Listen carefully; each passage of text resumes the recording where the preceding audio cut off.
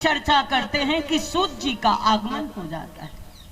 सूत जी देखने में बहुत छोटे हैं, 20 साल के हैं, उम्र बहुत बड़ी नहीं है, लेकिन उम्र से कोई बड़ा होता भी नहीं है। बड़ा हुआ तो क्या हुआ, जैसा पेड़ खजूर, पक्षी को छाया नहीं, फल लागत अति दूर।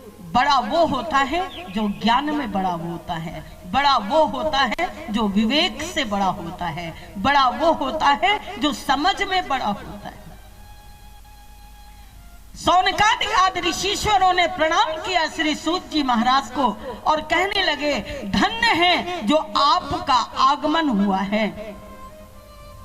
नैमिषे सूत मासीन मभिवाद्य महामतिम कथामृत रसास्वादः कुशलः सौनको ब्रवीत। बड़े कुशल हैं आप भगवान की कथा कहने में।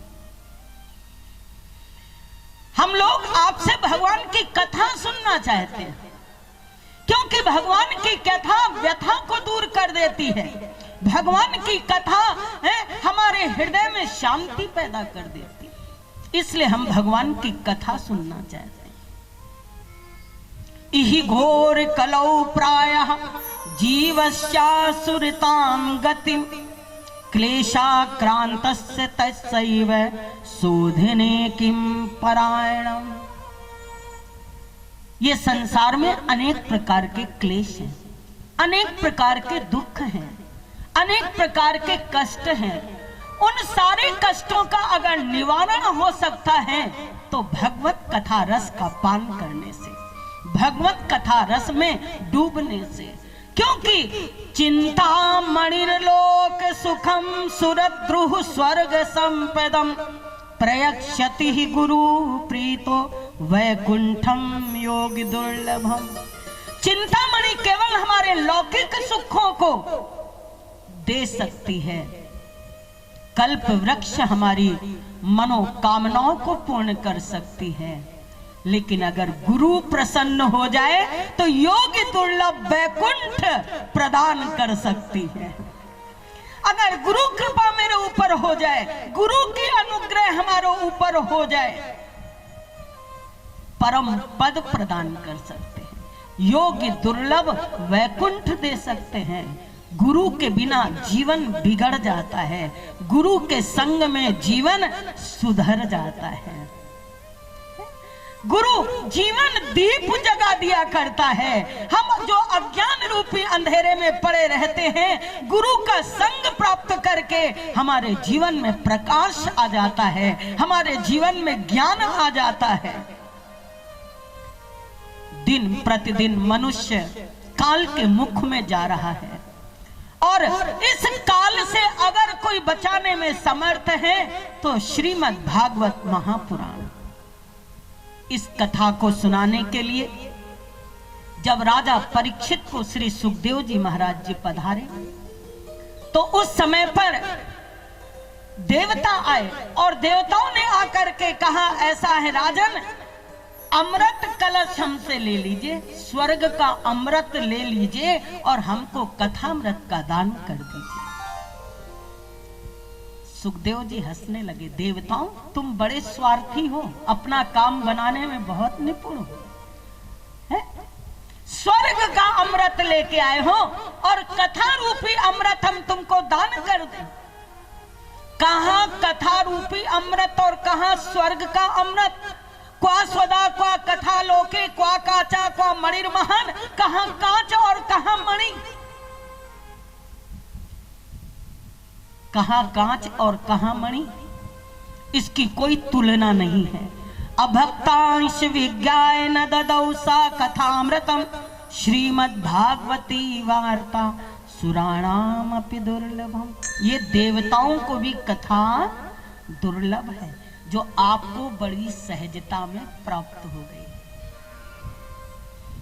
स्वर्ग का अमृत केवल दुख दूर कर सकती है, लेकिन कथा रूपी अमृत दुख भी दूर कर देगी, पापों को भी नष्ट कर देगी और पुण्यों को भी प्रदान कर देगी। भक्ति शून्य देवताओं को जान करके राजा परीक्षित ने ये कथा रूपी अमृत उनको नहीं दिया। और देवता वापस चले गए। जो श्रद्धा से श्रीमद् भागवत को सुनता है, भगवान कृष्ण उन पर अति प्रसन्न होते हैं।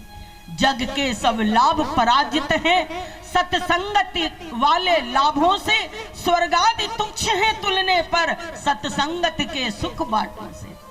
एक तरफ स्वर्ग के सुख रखो और एक तरफ सत्संग का सुख रखो। स्वर्ग का सुख फीका पड़ जाएगा, सत्संग का सुख ऊपर उठ जाएगा, महान हो जाएगा। इसलिए सारे सुखों से बढ़कर के हैं सत्संग का सुख, सत्संग की प्राप्ति, सत्संग का लाभ। बड़ा सुंदर कहा। इस कथा को प्राचीन काल में सनकाद ऋषियों ने नारद जी को सुनाया। बोले सनकाद ऋषि कहीं जाते नहीं और नारद जी कहीं पर ठहरते नहीं, इन लोगों का मिलन कहां से हो गया?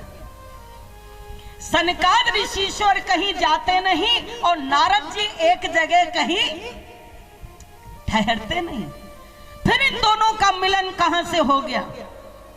बोले एक बार की बात है, सूत जी कहते हैं कि विशालापुरी में चारों निर्मल ऋषि सत्संग के लिए पधारे, क्योंकि सत्संग एकांत में नहीं होता है। ध्यान तो एकांत में होगा, पूजा तो एकांत में हो जाएगी, लेकिन सत्संग एकांत में नहीं हो सकता।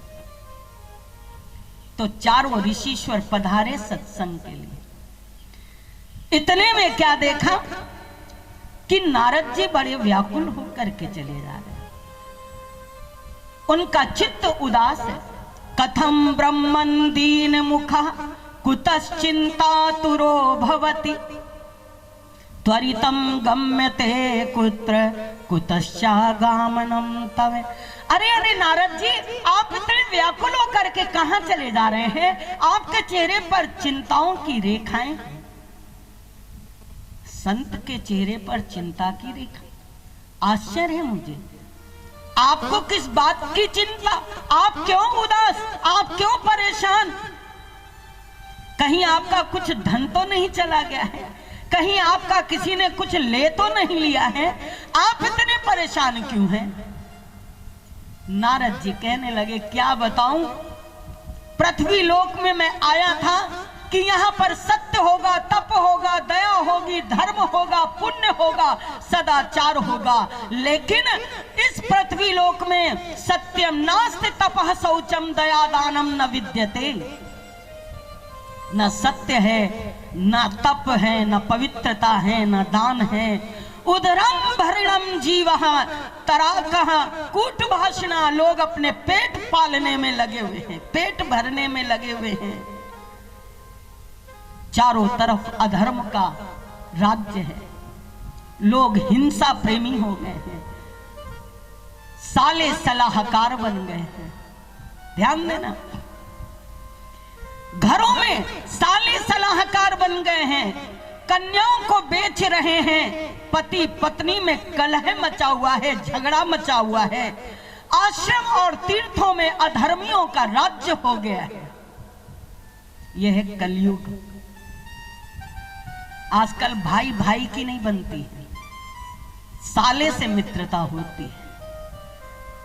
कहां? घर बिगाड़े दीवार बिगाड़े आला और घर बिगाड़े साला। दीवार बिगाड़े आला और घर बिगाड़े साला। बहुत अगर अलमारियां हो तो घर बिगड़ जाता है, दीवार बिगड़ जाती, और साले सलाहकार बन जाए तो हमारा घर बिगड़ जाता है। महाभारत का सलाहकार कौन था? शकुनी साला था, है? इसलिए सारी महाभारत की जड़ वही। आज हम भाई से सलाह नहीं लेते हैं, कोई बात होती है तो साले से फोन करते हैं कि भाई क्या हो रहा, कैसे हो रहा है। न योगी नैव सिद्धो न ज्ञानी, कोई ना ज्ञानी है, ना योगी है, ना सिद्ध है। सारे साधनों को भस्म कर दिया है इस कलयुग ने।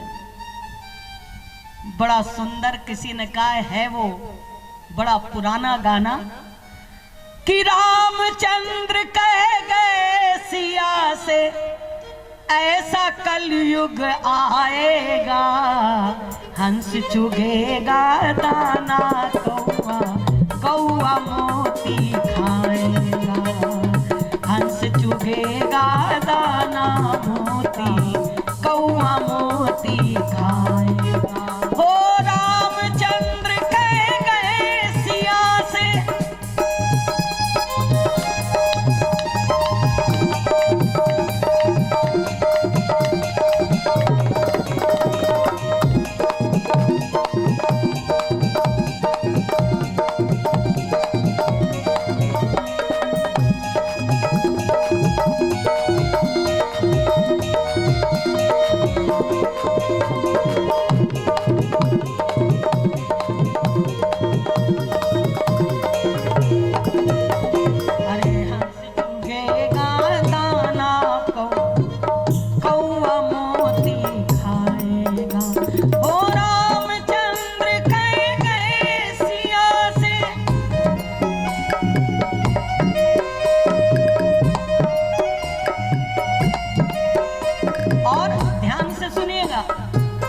मंदिर सूना सूना होगा, भरी रहेंगी मधुशाला, हो मधुशाला।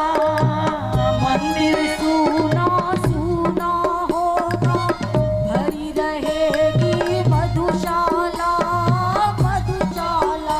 मंदिरों में भीड़ नहीं होगी। भीड़ कहाँ होगी? शराब खाने में। शराब पीने वालों के मधुशाला में इतनी भीड़ होती है कि लगता है मुफ्त में बट रही है। और जहां पर प्रसाद मुफ्त में मिलता है वहां खाली पड़ा रहता है। बुला बुला के आओ भैया प्रसाद ले लो, आओ भैया चरणामृत ले लो। मंदिर सूना सूना होगा, भरी रहेंगी मधुशाला, मधुशाला। मंदिर सूना सूना होगा, भरी रहेगी मधुशाला, मधुशाला। पिता के संग संग भरी सभा में नाचेंगी घर की बाला, घर की बाला।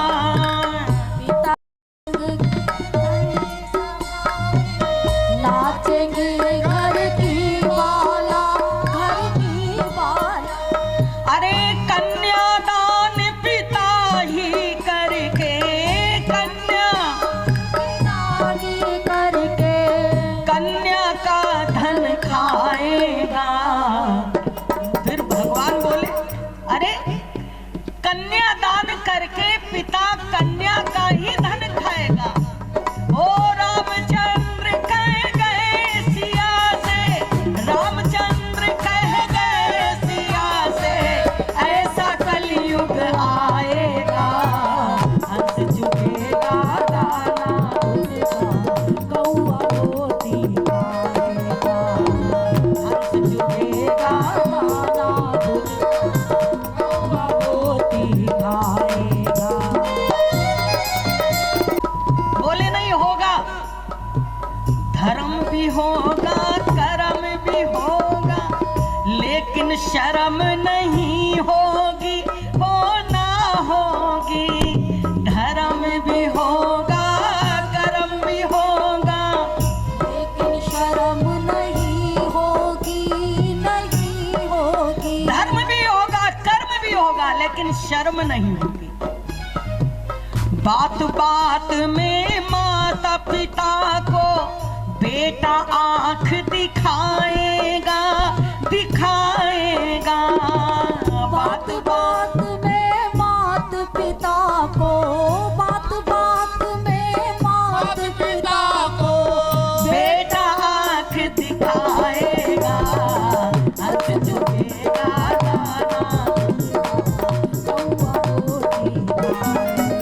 बात बात में माता पिता बच्चे से डरते हैं। बहुत से लोग कहेंगे हम अपने बेटे से पूछ लें, बजाय बेटा माँ बाप से पूछे तो माँ बाप कहते हैं हम अपने बेटे से पूछ लें। बात बात में बेटा आंख दिखाता है और अरे राजा और प्रजा